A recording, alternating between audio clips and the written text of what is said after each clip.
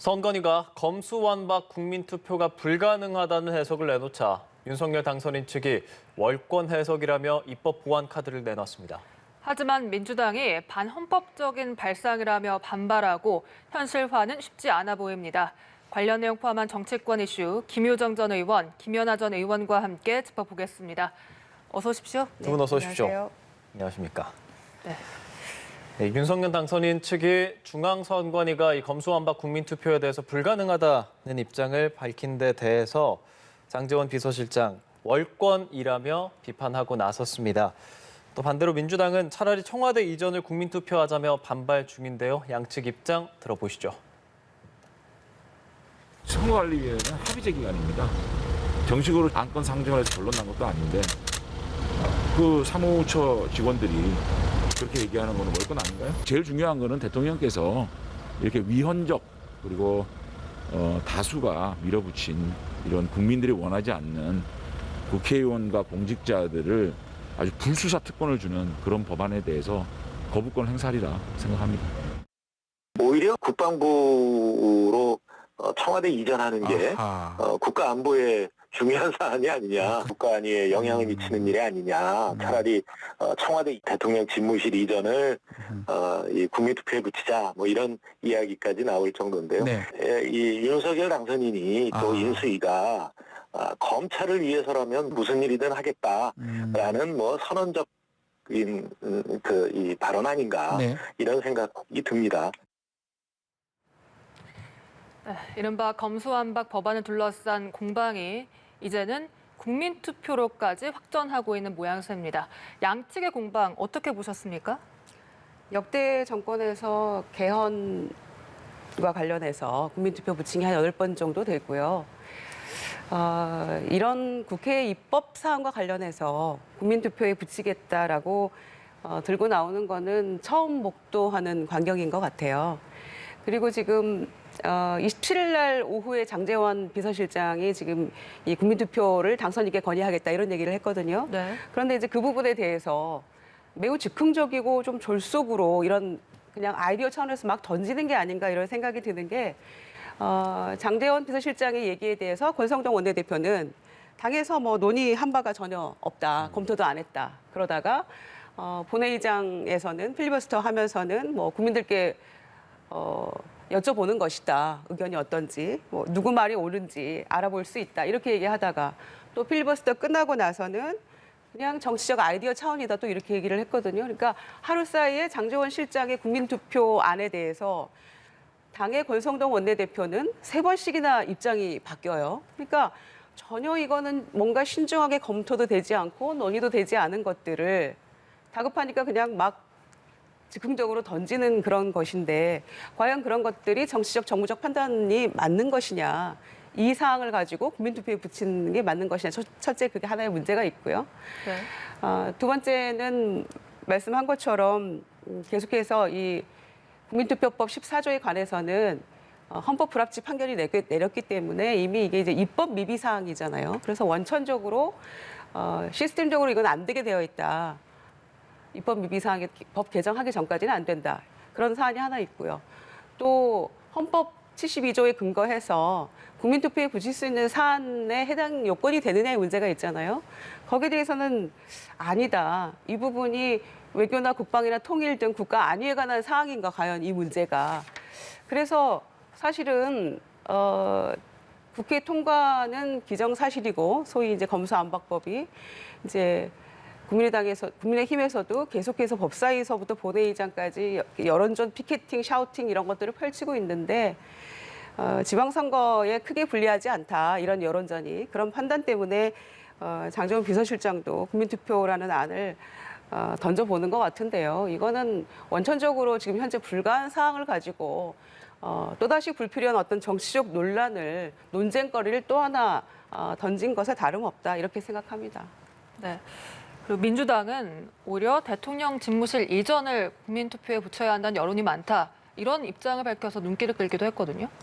글쎄 이제 요즘 최근에 국회 상황에서 보면 어떤 안건을 내놨을 때 그 안건에 대해서 이야기하기보다는 다른 안건을 갖고 그럼 너는 그럼 뭐 이거는 이런 식으로 해서 자꾸만 논란을 좀 키워가는 듯한 양상이 보이는데 저는 이제 국민투표 안건이 되느냐 되지 않느냐의 문제는 사실 저희가 헌법 조항을 보면 아시다겠지만 굉장히 자의적 해석이 가능합니다. 그래서 얼마만큼 우리가 보수적으로 해석하느냐 아니면 또 적극적으로 해석하느냐에 따라서 저는 뭐 두 가지 다 논의해 볼 수 있는 대상이라고는 생각하는데요.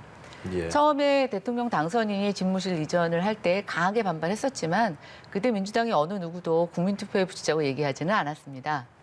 그런데 지금 검수완박이 불거지면서 장제원 비서실장이 국민투표 얘기를 나오니까 이제 갑자기 그럼 집무실 이전도 국민투표 대상이 아니냐 이렇게 얘기를 하는 것 같아서요. 뭐 저는 둘 다 정상적인 지금 어떤 절차에 의해서 이루어지는 이야기라고 생각되지는 않습니다. 다만 이 상황을 보면서 저희가 미루어 짐작할 수 있는 것이 하나 있는데요. 지금 국회 상황이 상당히 비정상적이라는 것이죠. 예측 가능하지 않고 또 지금 일방적으로 민주당이 밀어붙이면서 오늘 기사를 보니까 법사위와 안건조정위와 본회의에 올라오는 이 검수완박 관련 법의 내용이 다 다르다는 얘기를 들었습니다. 얼마나 비정상적으로 법이 진행되고 있으면 이렇게 중구난방인지 저는 굉장히 좀 안타깝다는 생각이 들고요. 또 하나 이렇게 정신없이 무슨 번갯불에 콩 볶아 먹듯이 야밤에 도주하듯이 이렇게 법을 밀어붙이는 이유가 도대체 무엇일까? 저는 국민들이 오히려 그 이유에 대해서 궁금해하실 거라고 생각이 됩니다. 하루속히 국회가 조금 정상적인 절차, 논의가 필요하면 시간을 갖고 논의를 하고 또 상대당이 반대를 하면 그 반대 원인에 대해서 서로 좀 토론과 보완을 해나가는 방향이 필요할 거라고 보여지는데요. 지금 한국형 FBI라고 하는 중대범죄수사청 자체가 법안에 또 빠지고 사개특위에 대한 구성 내용도 지금 이견이 있다 보니 당초 합의안도 수정안도 사실은 아무것도 권한이 없고 이게 영향력이 없는 그런 정말 빈 하늘에 뜬 구름 같은 법이 되었다 이런 생각이 들어서 총체적으로 아쉬움을 표하고 싶습니다. 네. 이제 이 건에 대해서 국민투표를 붙이자라는 것 자체가 넌센스이기 때문에 민주당에서도 차라리 국방부 이전하고 이런 부분들은 국가 안위에 관한 사항이니까 이것도 국민투표에 붙이자라는 국민들의 의견이 있다라고 얘기해서 이제 공방을 하고 있는 거잖아요. 거기에 대한 반격 차원인데 두 가지 다 사실은 현실 가능성은 없는 거라고 저는 생각을 합니다. 뭐 집무실 이전 관련한 국민투표 붙이는 것은 지금 현재 입법 상황에서 가능한 거 아니잖아요. 이것도 역시 국민투표 붙이려면 입법 미비가 걸림돌이 되는 거기 때문에 양쪽에서 정치적 공방하는 것인데 둘 다 말 안 되는 거라고 생각을 하고요. 이거는 좀 네. 합리적인 판단을 해야 된다 이렇게 보는 것이고요. 중요한 거는 지금 이제 국회 상황이 이렇게까지 오게 된 데는 저는 합의 파기가 가장 큰 원인 제공이라고 생각을 합니다. 예. 권성동 원내대표가 22일 날 의장 중재안에 대해서 합의를 했다는 거는 굉장히 중요한 어떤 역사적 성과이죠. 그런데 거기에 대해서 사흘 만에 이렇게 합의 파기하고 나서 지금 1년에 이런 상황이 이어졌는데 국회의장이 공언한 바가 있으시잖아요. 중재안을 받아들인 당과 함께 국회 운영하겠다 이렇게 이미 공언을 했었고 거기에 합의했었고 의총도 다 통과해서 했던 것인데 그걸 파기하고 나서 지금 1년에 이런 상황이 벌어진 거에 대해서 문제 삼고 또 이거에 대해서 권성동 원내대표도 얘기하면서 국민투표 얘기까지 하는 걸 보면 윤핵관인 줄 알고 민주당은 믿었는데 권성동 원내대표가 되기를 바랐던 거 아닙니까? 여야 협치가 굉장히 어려운 상황인데 차라리 윤핵관이 원내대표 되는 것이 이것저것 여야 협상하는 데에도 더 수월하겠다 이런 판단도 했던 것인데 윤핵관 아니고 그러니까 윤멀관이다 이런 얘기 나오는 것 같고요. 이렇게 그 원내대표가 합의를 하고 의총에 돌아가서 각 당에서 추인을 받지 못하는 경우는 제가 많이 봤어요. 그런데 의장 중재로 여야가 합의를 한 사안을 가지고 또 의총에 가서 모두 다 그 찬성을 해서 당론으로 채택된 것을 사흘 만에 파기하는 경우는 저는 본 적이 없거든요. 그래서 그 원인 제공한 국민의힘에서 이 부분을 가지고 국민투표 붙이자라고 하는 것은 자기 부정이고 저는 굉장히 민망한 상황이 아닌가 생각합니다. 예, 조금 전 들어온 소식 전해드리겠습니다. 문재인 대통령 청와대 국민청원 마지막 답변자로 나서서 영상 답변을 했는데요. 이명박 전 대통령에 대한 사면 반대 청원에 대해서 반대 의견도 많지만 국민 화합을 위해서 찬성 의견도 많다면서 사법 정의와 국민 공감대를 잘 살펴서 판단할 것이라고 밝혔습니다. 마지막 국민청원에서 이런 직접 답변을 한 건데요. 네, 문 대통령은 또 새 정부의 대통령 집무실 이전 반대 청원에 대해선 많은 비용을 들여 광화문이 아닌 다른 곳으로 꼭 이전해야 하는 것인지 이전한다 해도 국방부 청사가 가장 적절한 곳인지 의문이라고 답변을 했습니다. 네, 이렇게 이 사면, 석가탄신일 사면 단행 여부 많은 관심을 모으고 있습니다. 이에 대한 문재인 대통령의 입장이 조금 전 이렇게 나왔는데 사실 각계에서 이명박 전 대통령과 김경수 전 경남지사 그리고 뭐 이재용 삼성전자 부회장까지 다양한 이름이 거론이 되고 있습니다. 이 문재인 대통령의 지금 나온 입장을 좀 어떻게 해석할 수가 있을까요? 그래서 이제 저는 그 말씀을 액면가대로 그 해석을 하자면 퇴임 전에 이명박 전 대통령에 대해서 사면하겠다라는 걸로 읽힙니다. 네. 그리고 이제 그 밖에 거론됐던 분들이 있잖아요. 김경수 전 지사나 뭐 이재용 회장이나 또는 뭐 심지어 이제 정경심 교수의 일기까지 이제 또 이석기 전 의원 이런 분들에 대해서 사면 요청이 있었는데 이제 뭐 구체적인 그분들에 대한 얘기는 나오지 않았으니까 MB와 관련해서 사면은 사실은 전직 대통령이라고는 하지만은 사실은 범죄자죠. 그래서 그 범죄에 대해서는 사면권을 그렇게 남용하지 않겠다라는 것이 원래 문재인 대통령의 입장이었는데 뭐 각계에서 청원도 있고 또 퇴임 전에 결단을 한 것 같아요. 자기 본인 말에 대한 어떤 사실은 번복 같은 거라고 보여질 수도 있는 건데 어떤 그런 그 한편에서 비판이 있을 수도 있고요. 그런 거를 감당하면서 국민 화합 차원에서 이 부분에 대한 결론을 아마 퇴임 전 사면으로 결론을 내리지 않을까 이렇게 읽힙니다. 문 대통령의 사면을 단행하고자 한다면 이번 주 안에는 가닥을 잡아야 할 것으로 보여서 조금 전 나온 문재인 대통령의 이런 답변이 역시나 사면을 단행할 것이다 이렇게 읽히십니까? 글쎄요. 저도 충분히 그렇게 읽힙니다. 문재인 대통령의 기자회견이라든가 또 청와대의 사실은 어떤 공식적인 발언은 저는 뭐 그냥 이루어지는 거라고 생각하지는 않고요. 여러 가지 향후 일정에 대한 일종의 예고 또 그런 기획 이런 것들을 담았다라고 보여지는데 네. 오늘 좀 그런 얘기가 나온 것은 분명히 사면은 단행하실 거라고 예상이 되고 또 국민적 공감대라고 하는 표현을 쓰시면서 뭐 MB 대통령에 대한 포함도 있지만 저는 김경수 전 지사도 포함될 것이라는 생각을 해봅니다. 근데 이제 아까 김유정 의원님도 말씀하셨지만 우리가 이제 여러 지지층의 반발도 있을 수가 있고 또 국민들 중에는 이 사면에 대해서 찬성, 다른 생각을 하시는 분들이 있습니다. 근데 이제 정치인들이 잊지 말아야 될 것은 항상 그 국민 여론에 대한 명분, 미래에 어떻게 평가받을 것인가 이런 것들을 다 머릿속에 담고 일을 결정해야 된다고 생각하는데요. 좀 전에 말씀하셨던 검수완박과 관련돼서 국민의힘이 국회의장이 내놨던 합의안을 번복하게 된 것, 또 파기하게 된 것도 저는 굉장히 중요한 의미가 있다라고 보여집니다. 민주당은 윤핵관하고 정치를 하는 것이 아닙니다. 국민의힘의 100명이 넘는 국회의원은 윤핵관 아니고도 이 대한민국에서 각자의 국민들을 대표하는 독립적인 헌법기관들이, 입법기관들이 정치를 하는 것이고요. 그 의원들이 의견을 내놨음에도 불구하고 그 합의안에 대해서 국민들이 이해하지 못하고 또 대의를 하라고 권한을 줬더니 결국 정치인들의 선거 조사에 대해서는 면피를 하려고 하는 것이 아니냐. 이게 어떻게 국민을 위한 것이냐라고 강하게 반발했을 때 그것을 접고 그것을 다시 돌이킬 수 있는 것이 저는 정말 정치인의 용기라고 생각이 됩니다. 물론 이례적입니다. 흔한 일은 아니지만 이제 우리는 국민의 목소리를 굉장히 겸허하게 정치에 임해야 된다고 생각하고요. 저는 그런 측면에서 문재인 대통령의 사면도 자기 지지층의 눈치만 살피는 것이 아니라 역사적으로 우리가 전직 대통령들과 또 지금 사면 대상이 되는 분들에 대해서 어떤 입장을 가져야 될지 국민의 눈치도 살피실 필요 있지만 본인의 어떤 향후의 역사적 평가의 의미를 두고도 좀 용기를 갖고 행동하셨으면 좋겠다는 생각을 해봅니다. 네, 사면에 대해서도 문 대통령이 입장을 밝혔고 집무실 이전, 저희가 지금 이 국민투표를 집무실 이전에 붙여야 되지 않냐라는 민주당의 입장에 대해서도 얘기를 나누고 있었는데 많은 비용을 들여서 광화문이 아닌 다른 곳으로 꼭 이전을 해야 하는 건지 이전한다 그래도 국방부 청사가 가장 적절한 곳인지라는 입장을 밝혔거든요.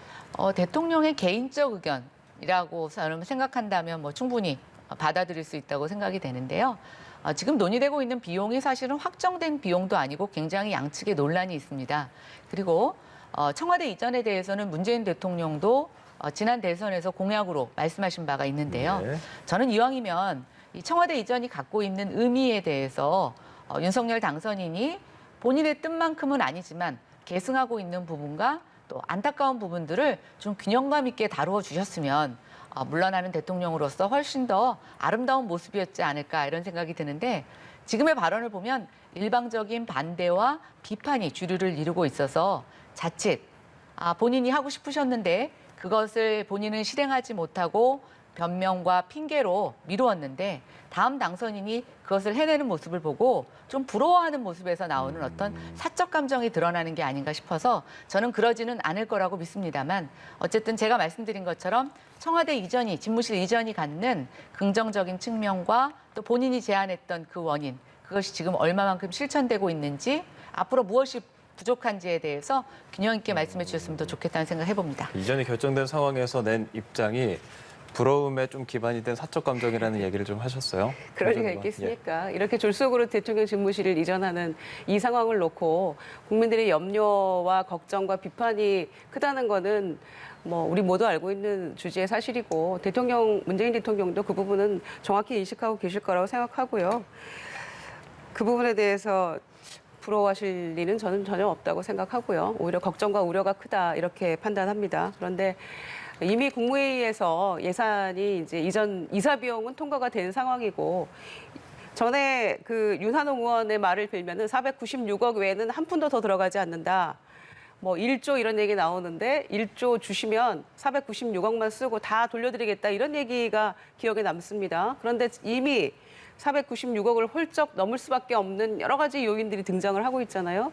그리고 관저만 해도 육군참모총장 관저를 사용하겠다고 했다가 지금 이제 외교부 공간을 이용하겠다고 하는 것인데 그런저런 일련의 모든 과정이 뭐 두 번, 세 번 얘기하면 입 아픕니다. 지금 너무 많은 논란과 이 논쟁거리가 있었기 때문에요. 그래서 이것도 이렇게 졸속으로 되어 있는 것을 부러워할 리 없고 국민의 염려와 걱정을 표현하신 거라고 생각합니다만 이미 예산도 다 책정이 됐고 이전은 확정된 것이기 때문에 여기에 대해서는 뭐 앞으로 향후 어떻게 윤석열 새 정부가 이 문제를 해결하고 또 헤쳐나가는지를 조용히 지켜보는 것도 하나의 입장이라고 생각합니다. 네, 알겠습니다. 문재인 대통령 다음 달 8일 석가탄신일에 사면을 단행할지 그리고 그 사면 대상에 어떤 인물이 포함될지도 저희가 지켜봐야겠습니다. 다시 국민투표를 둘러싼 여야 공방으로 좀 돌아와서요. 국민투표를 실시를 하려면 넘어야 할 난관들이 많습니다. 일단 이 관련법이 개정이 돼야 되고 국민투표 사안인지 여부도 판단을 해야 되고요. 또 6일 지방선거 그 시간표에 맞출 수 있을지도 현실화 가능성은 어떻게 보세요? 이전까지 우리가 해왔던 방식으로 보면은 쉬워 보이지는 않습니다. 2018년에 문재인 대통령도 개헌을 추진하기 위해서 국민투표를 준비하시다가 그때 이제 무산된 경험이 있습니다. 그만큼 이와 관련된 지금 법 개정의 미비는 저는 뭐 여야 할 거 없이 국회의원들의 직무유기라고 생각합니다. 과거서부터 이 재외국민에 대한 이 국민투표법 안에 법률 미비점이 있다고 선관위가 지적해 왔고 중요한 의사결정 때마다 이게 준비가 안 돼서 하지 못했는데 여태까지 무엇을 했는지 저는 그것은 모든 국회의원들이 반성해야 될 점이라고 생각하고요.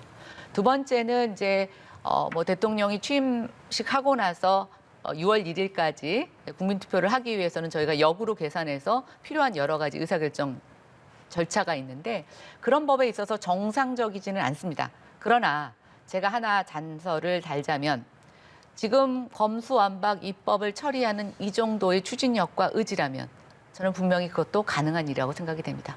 그만큼 지금 검수완박 입법이 굉장히 무리수고 또 무리한 절차이며 나중에 국민들에게 큰 역풍을 맞을 수 있는 저는 입법 독재의 한 유형이라고 생각합니다.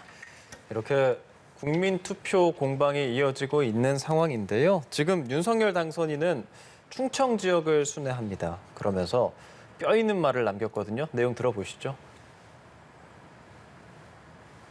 결코 불의와 타협하지 않고 오직 백성만 생각하신 충무공의 헌신과 위협은 우리 민족이 위기에 처할 때마다 다시 일어설 수 있는 힘이 되었습니다. 한 사람이 길을 잘 지키면 1000명의 사람이 두렵지 않다는 충무공의 귀한 말씀을 앞으로 국정을 운영하며 항상 제 가슴에 새기겠습니다. 불의와 타협하지 않은 충무공. 이 발언을 두고 해석이 좀 분분합니다. 검수완박 국면에서 나온 말이라서 더 그렇게 느껴지는데 김연아 전 의원께서도 우회적으로 좀 비판하는 거다라고 생각을 하시는지요? 글쎄요, 뭐 저는 윤석열 당선인의 평소의 생각인 것 같아요. 또 충무공 하면은 우리가 생각하는 그 이미지, 뭐 불의와 타협하지 않았다. 글쎄, 저는 그 이미지보다는 충무공 이순신 그러면 정말 국민을 사랑했던 장수가 아니었나. 그래서 그가 뭐 설사 왕의 명령을 듣지 않고 또 여러 가지 군을 지휘하는 가운데서 외롭게 싸웠던 이유 중에 하나는 본인의 입신 영달을 위해서가 아니라 정말 국민의 안위를 위함이었다라는 것. 그래서 윤석열 당선인 입장에서는 지금 우리 정치가 나아가야 될 가장 큰 방향을 저는 제시했다라고 보여지는데 지금은 각 이념 또는 뭐 우리가 정치 진영의 진영 이익과 진영 논리를 앞세울 때가 아니라고 생각이 됩니다. 그 어느 때보다 국민의 입장에서 정치를 해야 된다고 생각하고요. 지금 검수완박 같은 경우에는 정말 국민들이 많이 우려하고 또 정치권뿐만이 아니라 정치권 밖에서도 많은 반대를 하고 있습니다. 이 정권과 이 정권을 지지했다라고 하는 참여연대에도 이 검수완박에 대해서 이 무리한 일정에 대해서 굉장히 걱정스러운 의견을 내놓고 있는데요. 정말 우리가 한번 되돌아봐야 될 것은 지금 굉장히 경제도 어렵고 또 정치도 분열을 극복하기에는 굉장히 분열된 상처가 남아있는 이 시점인데 과연 국민을 위한 것이 무엇인가라는 화두를 한번 당선인이 던졌다라고 생각합니다. 김유정 전 의원은 이 충무공 발언을 어떻게 해석하세요? 우선은 검수완박과 관련해서 여태까지 나온 여론조사는 국회의장 중재안에 대한 여야 합의 있기 전까지의 여론조사입니다. 대부분 나온 것들이. 그래서 그 합의가 이루어지고 또 합의 파기가 되고 오늘의 이르기까지 어떤 여론 수위도 살펴봐야 한다. 이렇게 또 말씀드리고 싶고요. 지금 윤석열 당선인이 지난 11일부터 TK를 시작으로 해서 전국 8도 강산을 다 지금 순회를 하고 계시더라고요. 그래서 어제 충남, 오늘 이제 충북 가신다는 거죠. 그래서 어제 이제 충무공 그 이순신 장군 탄생 477주년인가요? 이제 거기 참석을 하신 건데 거기에서 이 말씀은 뭐 이순신 장군이 하신 말씀이죠. 한 사람이 길을 잘 지키면 1000명이 두렵지 않다. 명량해전 하루 전에 하셨다는 말씀 아닙니까? 그 부하들에게. 이제 이 부분을 놓고 혹시 한 명은 후보자 그 당선인 본인이고 1000명은 다수 야당이 곧 될 민주당을 얘기하는 것인가. 그래서 검수완박에 대한 우회적 비판 아니냐. 이제 이런 얘기도 나오고 있는 것 같은데 그런 해석도 글쎄요. 그 정도로 이 부분에 대해서 신모 원료 끝에 이런 말씀하셨는지는 잘 모르겠어요. 저는. 그런데 우회 비판이라고 이 부분을 해석한다고 하면 우회 비판 하셨나요? 대놓고 하셨잖아요. 인수위에서도 비판 나오고 복심이라고는 한동훈 후보자 통해서도 아예 대놓고 비판하셨던 거 아닌가요? 이 부분에 대해서. 그래서 이거를 굳이 뭐 우회 비판이다.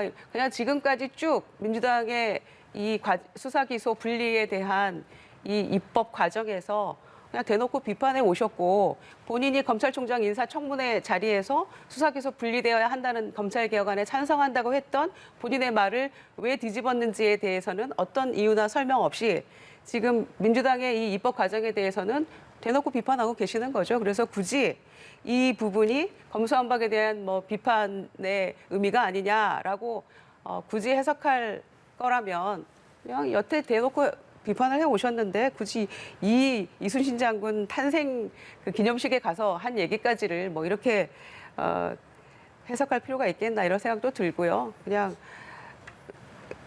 대놓고 하시면서 당선인 비서실장이 국민투표까지 하겠다고 이런 상황인데 그걸 뭐 우회 비판 정도로 축소시켜서 얘기할 필요도 없는 게 아닌가 그런 생각이 드네요.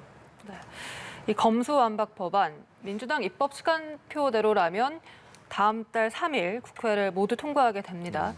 그런데 정례 국무회의도 오전 10시에 열려서요. 네. 그래서 이 국무회의 시간을 좀 조정해야 한다. 또는 임시 국무회의를 열어야 된다. 이런 이야기까지 나오고 있는데 이 가능성 어느 정도로 전망하십니까? 이제 내일 검찰청법이 통과가 되겠죠. 본회의가 열리니까. 그리고 이제 형사소송법 개정안이 또 상정이 되면 필리버스터가 이루어질 거고 3일 날 본회의죠. 그러면은 국무회의가 보통 10시인데 이거를 오후로 미루면서 이 법안들을 통과를 시키고 하기에는 조금 시간적으로 무리가 있지 않나 이런 생각이 들어요. 네. 그러면 이제 임시국무회의를 열어야 될 텐데 사실 임시국무회의에 대한 부담은 있죠. 정치적 부담이 상당히 있겠지만 다만 임시국무회의는 통상적으로 국무총리가 대신하는 거기 때문에 주제를. 그래서 불가피하게 저는 당일날 국무회의 시간을 옮기면서 이렇게 하는 것은 조금 무리가 있다 이렇게 생각을 하고요. 국회에 기다려서 이거를 오후에 통과시키기 위해서 본회의 국무회의 시간을 조정한다. 윤호중 비대위원장 그런 말씀도 하셨던데 그렇게 하기보다는 저는 이거는 한 2, 3일 뒤에 임시 국무회의 통해서 이걸 통과시키지 않을까 이렇게 생각을 합니다. 네. 국무회의 일정이 조정이 될까요? 그래서 뭔가 이것 때문에 조정하는 것은 저는 대통령의 품격에는 맞지 않는다는 생각이 듭니다. 꼭 거대 여당이 청와대 일정 자체를 쥐었다 폈다 하는 것 같은 걸로 오해받을 수 있어서 저는 그거는 김유정 전 의원하고 뜻이 같은데 임시국무회의를 열어서 불가피하다면 임시국무회의를 여는 게 맞지 그날 당일 잡혔던 국무회의를 시간을 조정하거나 저는 이건 좀 아니라고 생각이 되는데요. 또 하나는 정상적으로 예고되어 있는 절차에 다른 법들이 국회에서의 절차를 갖춰서 오지 못했다. 그럼 저는 임시국무회의가 왜 필요한지 모르겠습니다. 다음 당선인이 하면 됩니다. 근데 이걸 꼭 임시국무회의를 열어서까지 처리하겠다는 것은 정말 문재인 대통령 임기 내에 하지 않으면 안 될 큰 이유가 있다. 그런 세간의 의혹에 대해서 청와대가 그대로 인정하고 수용하는 꼴이 될 것 같아서 저는 오히려 시간이 늦어진다면 정상적인 절차를 밟아서 다음 대통령이 국무회의를 열어서 처리하면 된다 이렇게 생각이 들고요. 또 임시국무회의는 이제 문재인 대통령이 아니라 국무총리가 주재를 하게 될 텐데 만약에 민주당의 정말 오랜 염원이었고 검수완박을 박탈하는 이 법을 통과시킨다라고 했을 때 글쎄요. 대통령이 주재하는 회의가 아니고 국무총리가 주재하는 회의라고 하면은 그래서 이왕이면 좀 대통령이 있으신 회의에 통과하고 싶다는 생각 들지 않겠습니까? 그게 이제 민주당의 생각일 것 같은데 그것도 무시하고 임시국무회의에서 국무총리 주재하에 이걸 통과시킨다. 그럼 저는 이 퇴임하시는 대통령을 정말 이젠 퇴임하니까 물러나는 권력이구나 이렇게 취급한다고 오해를 받을 수도 있다고 생각이 됩니다. 그래서 굉장히 신중한 입장을 좀 갖춰야 되겠지만 제 생각엔 다시 한번 말씀드리지만 지금의 국회 일정 자체도 굉장히 무리한 일정입니다. 국민의 비난을 살 수 있는 입법 절차입니다. 그런데 국무회의의 최종 결정마저 그렇게 무리하게 따르는 것보다는 정상적인 절차를 통해서 지금의 당선인, 다음 대통령이 주재하는 첫 국무회의의 안건으로 올리는 것이 적절하다고 생각합니다. 네. 새 정부의 당선인이 대통령 취임하고 나서 이 법을 통과시킬 리가 없기 때문에 민주당이 무리수를 둬서 서두르는 건 뭐 누구나 아는 상황 아닙니까? 그러니까 퇴임 앞둔 대통령 퇴임 전에 이 부분에 대한 통과를 시키려고 하는 것이죠. 그래서 그 말씀은 뭐 동의가 잘 안 되는 부분이고요. 중요한 거는 이제 그 대통령이 이 법안에 대해서 입장 표명을 하신 바가 있잖아요. 지난번 대담을 통해서. 그러니까 국회의장 중재안 정도면 잘 됐다고 본다 이런 말씀하셨는데 네. 지금 국회 본회의에 올라가 있는 거는 그 중재안보다 조금 더 우려하는 바를 부식시킬 수 있는 안으로 수정안이 올라가 있거든요. 그건 여야가 또 같이 얘기가 된 부분이고 그래서 중재안보다 오히려 조금 우려하는 부분을 보완된 수정안이 올라가 있기 때문에 이 부분이 뭐 통과는 기정사실화된 것이고 이제 수순으로 보아서는 그리고 국무회에서도 당연히 이 안으로 갈 거라고 생각을 합니다. 네, 이게 뭐 임시 국무회의를 열게 될지 아니면 국무회의 시간을 오전에서 오후로 조정할지 뭐 이런 내용도 좀 지켜봐야 할 것 같고요. 아무쪼록 지금 법사위 안건조정위 그리고 전체 회의에서 이 검수완박 법안이 처리가 됐고 국민의힘이 효력정지 가처분 신청서를 헌법재판소에 냈거든요. 아무래도 지금 필리버스터도 무력화됐고 헌법재판소의 이 본회의 부의를 좀 막아달라고 요청을 하는 건데 헌법재판소에서 제동을 걸 가능성이 좀 있다고 보세요? 저는 헌법재판소가 제대로 작동이 되고 있다면 이것에 제동을 걸어줄 거라고 생각이 됩니다. 지금 보시면 100석이 넘는 야당이 할 수 있는 일이 아무것도 없습니다.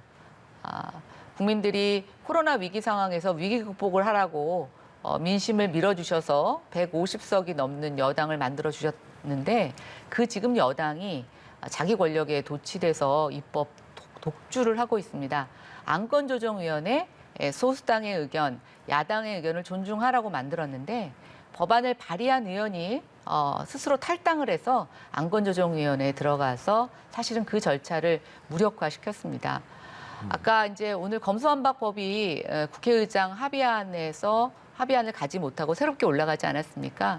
근데 그 안에 보면 사실은 당초 합의안에 있었던 내용들하고 많이 다릅니다. 근데 저는 합의안도 걱정이라고 생각이 되는데요.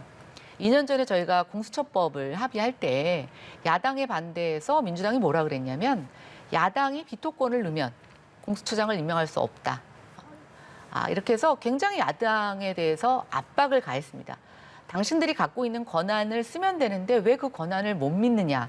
근데 여러분들 어떻게 됐나요? 공수처법이 통과되고 나서 민주당은 의회에서 과반수를 점하고 있다고 하는 그 권력을 갖고 이 비토권을 무력화시켰습니다. 저는 지금 아무리 박병석 의장님의 안이 훌륭하다고 하더라도 부족한 점이 많아서 비판도 있지만 설사 100번 양보해서 그 안이 적절하다고 하더라도 지금 민주당의 행태를 보면 이 법이 통과되고 난 이후에도 자신들의 그 과반수 점하고 있는 그 권력을 활용해서 언제든지 이 법의 내용을 자기들의 입맛에 맞게 고칠 준비가 되어 있고 이미 그런 전력이 있다고 생각이 됩니다. 그런 측면에서 저는 헌법재판소는 반드시 이 절차에 대해서 제동을 걸어줘야 된다고 생각합니다. 그렇지 않다면 저는 정말 민주주의가 큰 위기에 처해 있다고 보고 있고 이건 국민들이 제 생각에는 자기들을 대의해서 국민의 여론을 반영해달라고 국회의원을 뽑은 겁니다. 그리고 그 여론에는 여당에 반대하는 여론도 있고 찬성하는 여론도 있지만 이 모든 것들의 합의 절차를 갖고 하라는 것이지 자기 맘대로 급하니까 다 밀고 가야 된다? 저는 이거는 아니라고 생각이 됩니다. 언제 우리가 국민의 의견이라는 것을 정치권들이 100% 찬성하면 따르고 반대하면은 어겼습니까? 자기 편한 대로 필요하면 다수의 의견이면 그거에 편승해서 자기 결정하고 소수면 개혁이라는 이름으로 국민의 의견을 짓밟았던 게 정치권의 역사 아니겠습니까? 저는 부디 촛불로 일어난 문재인 정권이 마지막을 이런 식으로 장식하지 않았으면 좋겠다고 생각합니다. 국민의힘의 뿐 아니라 지금 검찰도 헌법재판소의 판단을 기다리려 하는 것 같습니다. 법원의 판단 어떻게 예상하십니까? 그러니까 지금 윤석열 새 정부를 MB 시즌 2다 이런 얘기도 나오고 있지 않습니까? 그런데 이제 과거에 이명박 정권 시절을 잠깐 생각해 보면 그때 당시 저희가 이제 국회 선진화법도 없을 때 소위 MB 약법 5가지를 저지하기 위해서 본회의장 정권 모성도 했었어요. 민주당에서 한 2주 동안. 그때 한나라당 당시 의원들의 일성이 지금도 잊혀지지가 않는데 그렇게 억울하면 선거에서 이겨.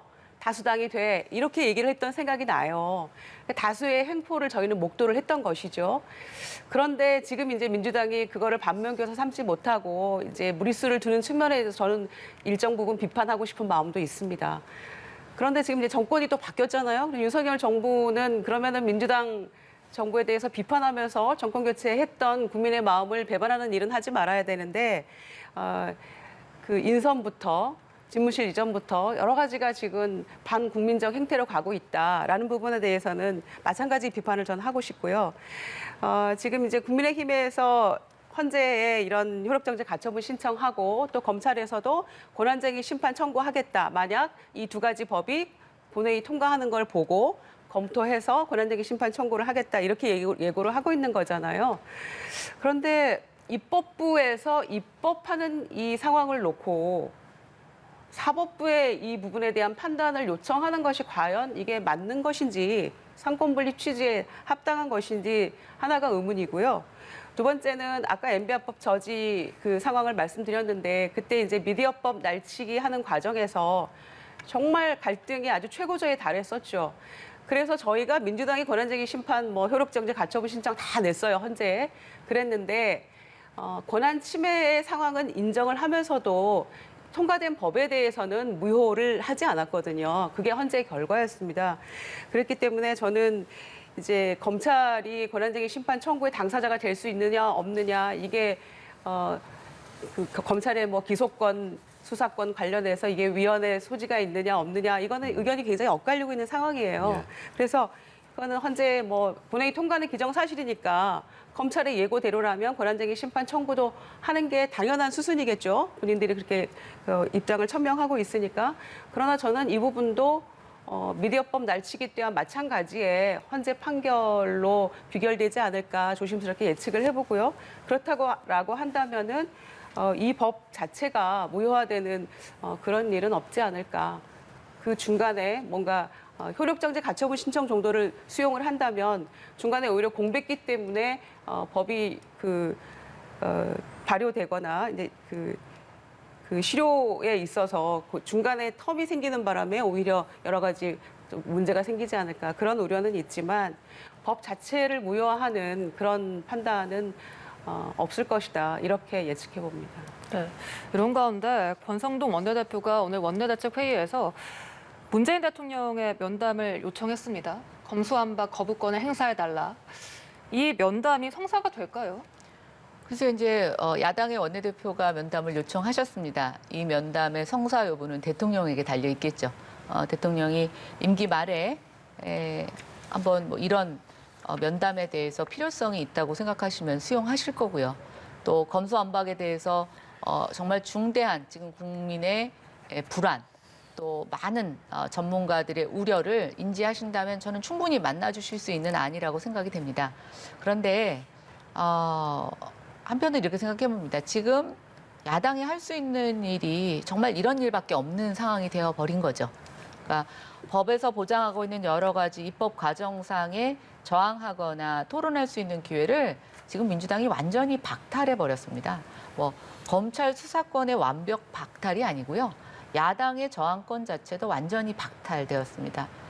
저는 오늘날에 우리가 코로나를 겪으면서 문재인 정부를 겪으면서 겪고 있는 큰 시대적 흐름이 바로 국민의 권리를 완전히 박탈당하는 우리의 일상이 박탈되는 것만큼 국민들이 갖고 있는 최소한의 또 야당을 통해서 대통령과 반대하는 뜻을 표출할 수 있는 권한을 완전히 박탈당하는 그런 박탈의 시대라고 생각합니다. 그런 측면에서 저는 문재인 대통령 소통 강조하시지 않습니까? 그리고 임기 마지막 저는 분명히 어느 대통령이든 간에 임기 마지막을 아름답고 또 국민과 역사에 평가받는 대통령으로 남고 싶다는 저는 그런 욕심, 그 욕심이라고 생각하지 않습니다. 그런 측면에서 권성동 의원의 면담 요청 받아주셨으면 좋겠습니다. 그리고 나서 충분히 논의한다면 저는 오히려 지금 민주당이 밀어붙이고 있는 이 입법 절차에 대한 국민들에 대한 소명의 시간도 될 수 있을 거라고 생각이 되는데 만약에 이걸 거절하신다면 국민들 입장에서 대통령은 이제 들을 생각이 없구나. 그냥 밀어붙이는 절차만 남겨놓고 있구나. 민주당의 어떤 입법 독주에 그냥 대통령은 가만히 침묵하고 있구나. 이렇게로만 생각하실 것 같습니다. 그래서 저는 만남이 성사됐으면 좋겠다는 생각을 해봅니다만 지금까지의 대통령이 보여오신 어떤 행태, 또 민주당의 지금 검수완박을 둘러싼 어떤 이런 빠른 입법 추진을 보면 글쎄요, 그거를 그냥 시간 끌기 정도로 이해하면서 좀 가볍게 여기지 않을까라는 생각이 드는데 저는 좀 그것과는 생각이 다릅니다. 네. 이제 권성동 원내대표가 22일 날 합의해놓고 사흘 뒤에 파기한 거에 대한 설명이 조금 더 불분명하다고 생각합니다. 그 사흘 사이에 무슨 일이 있었는지에 대한 설명이 잘 안 되고 있거든요. 그래서 그 부분에 대한 설명이 조금 더 있어야 된다. 이거는 헌정사상 유례없는 일이잖아요. 국회의장이 해외 출장도 다 포기해 가면서 굉장히 엄중한 순간이기 때문에 중재안을 내신 거고 또 본인이 내가 다 불러줬다라고 자랑했던 중재안 아니었습니까? 그 여야가 합의했던 안이. 그런데 그거를 사흘 만에 국민들이 반대한다 이런 이유로 파기를 했어요. 거기에 대한 설명이 매우 부족한 상황에서 27일 날 필리버스터의 또 첫 번째 순서로 본인이 또 참여를 하면서 이 부분에 대해서 이런저런 얘기를 하시던데 민망하죠. 굉장히 민망하고요. 또 그런 뭐 국민들 보수층의 반대 뭐 이런 얘기하면서 이 합의를 그냥 아무렇지도 않게 여야 합의를 파기할 그런 상황이라면 민주당도 할 말은 있는 겁니다. 그래 그러면 우리도 강성 지지층, 민주당 지지층에서는 원한 대로 가라 이렇게 다 파기해 버리는데 왜 의장 중재안 거기에 대해서 합의하고 또 더 진일보된 수정안까지 이렇게 본회의에 상정하느냐. 원한 대로 가라. 이런 의견도 지금도 있다는 말씀을 드리고 싶고요.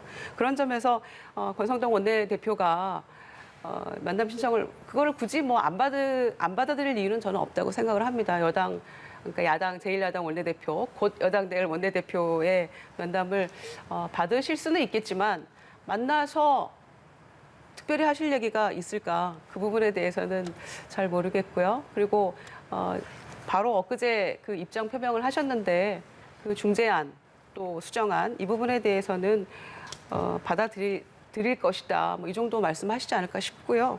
면담을 굳이 이거를 뭐 거부하거나 그러시지는 않을 거라는 생각합니다. 네, 검수완박 법안과 관련된 논란이 또 하나가 있습니다. 이 법안 내용이 계속해서 달라지면서 이 본회의에 상정된 개정안에는 이른바 한국형 FBI 중수청을 만든다는 내용이 빠진 건데 따라서 이 사개특위 구성을 두고도 여야가 재충돌하고 있습니다. 그러니까 이게 참 귀신이 고칼 노릇이죠. 양 당에서는 전부 다 우리 잘못 아니다라고 얘기를 하고 있는데 예. 법사위의 박주미 간사에 따르면 지금 이제 이 한국형 FBI 중수청 설치하는 그 부분을 부칙에도 넣어서 통과시키고 싶은데 이 부분에 대해서 국민의힘에서 반대하고 있다. 그래서 지금 들어가지 못한 것이고 여기에 관련된 거를 사개특위를 구성해서 논의를 해야 된다. 지금 이렇게 진행이 되고 있는 거잖아요. 그런데 권성동 원내대표는 합의가 깨졌기 때문에 깨진 게 아니라 깨신 거잖아요. 깨졌기 때문에 사개특위 구성도 우리는 못한다. 이렇게 지금 맞서고 있는 형국이라서 얘기가 또 이렇게 험악하게 돌아가고 있는 그런 상황이죠. 민주당은 이 중수청 만들어야 한다는 그런 입장은 분명하고요.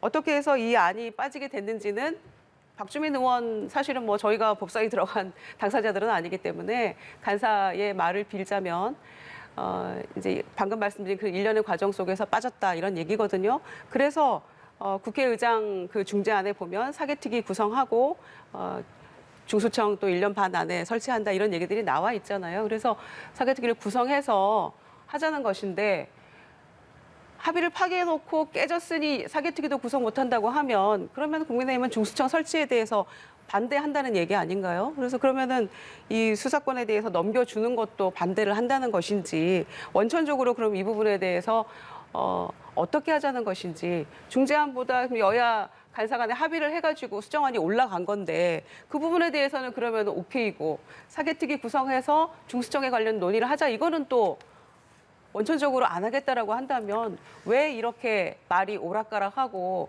하는 것인지에 대해서 이해하기가 참 어려운 상황인데 계속 국민의힘이 그렇게 나온다라고 하면 아마 민주당은 이 부분까지도 사개특위 구성하는 것도 국민의힘의 표현을 빌면 일방적으로 이것도 논의를 해서 5월 3일 본회의에 이것도 올릴 가능성은 저는 매우 크다고 생각을 합니다. 왜냐하면 중수청 설치하고 하는 것들을 박주민 간사의 표현을 빌면 그 검찰청법 부칙이라도 반드시 넣어서 이거를 하겠다라고 공언한 바가 있기 때문에 사개특위 구성에 지금 위원장은 민주당으로 하고 7명, 국민의힘 5명, 무소속 1명이지 않습니까? 그래서 이거를 국민의힘이 끝까지 이 특위 구성이나 내용에 대해서 거부를 한다면 민주당은 이 부분도 아마 독자적으로 판단해서 할 수밖에 없지 않을까 이런 생각이 듭니다. 네, 이 본회의에 상정된 이 법안을 두고 민주당 내에서는 검수완박 법안의 원안, 민주당 원안보다 많이 후퇴했다라는 비판, 국민의힘에서는 이 중재안이 원천 무효됐다 이런 비판이 양쪽 모두에서 나오고 있어요. 근데 저는 이거는 반드시 책임을 물어야 될 것 같아요. 그러니까 민주당에서 먼저 발의한 법안들이 있고 또 박병석 국회의장이 중재안 안이 있습니다. 근데 지금 그거와 다르다는 거 아닙니까? 지금 민주당이 국민의힘을 핑계 대시는데요.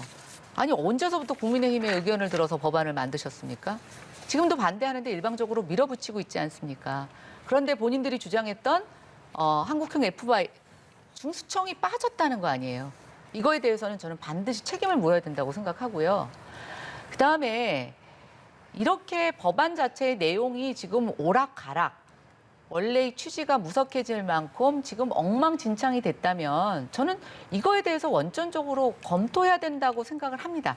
그래서 이 부분은 국민의힘을 핑계댈 것이 아니라 민주당에서 자체 조사하셔서 원인을 밝혀내시고 그 책임자에게 정당의 책임을 물으시기 바랍니다. 그렇지 않는다면 이거 저는 정말 입법 사기라고 생각합니다. 국민들은 모르고 국회의원한테 다 맡겨놨더니 국회 안에서 자기네들 나름대로 어떤 법안이 왔다 갔다 하는지도 모른다? 저는 이건 말도 안 된다고 생각합니다. 예, 지금까지 김유정, 김연아 전 의원과 말씀 나눴습니다. 고맙습니다. 고맙습니다.